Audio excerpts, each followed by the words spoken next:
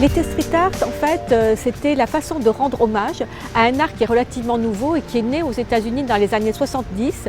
Et puis cet art, bien sûr, est arrivé en Europe et a acquis ses lettres de noblesse, puisqu'aujourd'hui, les plus grands artistes de street art sont rentrés dans les galeries, ont une cote internationale et on a eu le plaisir de les recevoir à la Baule.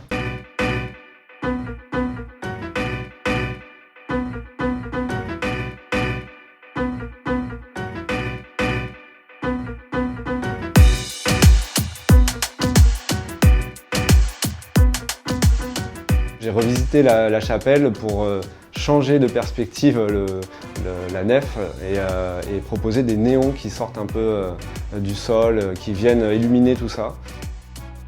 Des milliers de spectateurs sont venus voir l'exposition à la Chapelle Sainte-Anne.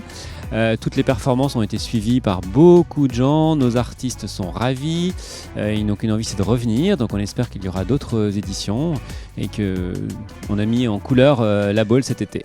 Et c'est vrai que nous, avec la galerie Bobino Langlais et Pascal, on défend l'art urbain depuis maintenant 4 ans à la Baule, avec la galerie qu'on représente. Et l'idée était vraiment de sortir aussi de la galerie, de pouvoir proposer vraiment au plus grand nombre. Ce qui était intéressant dans leur proposition, aussi bien à la galerie qu'avec la mairie, c'était qu'on allait parler de tous les styles, qu'il allait avoir des personnages, du lettrage. Et c'est important de montrer tout ça d'un coup, les performances qu'on va faire dans la rue. C'est bien parce que ça fait découvrir aux gens un peu ce qu'on peut donner hors galerie, et comme ils sont pas issus du graffiti ou d'autres domaines, c'est cool de leur montrer ce qu'on sait faire en live. Là c'est un peu la même chose, j'aime partager quand je peins, c'est hyper agréable. Je dois être baulois de cœur, en tout cas d'adoption, donc voilà, je suis tout le temps ravi d'être à la Baule, ravi d'exposer.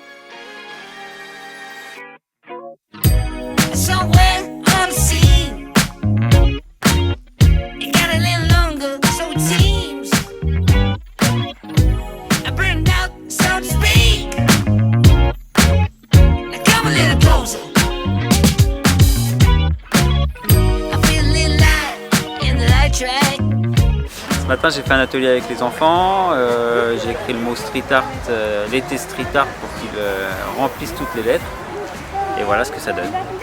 Mais leur faire plaisir à eux, c'est l'objectif principal.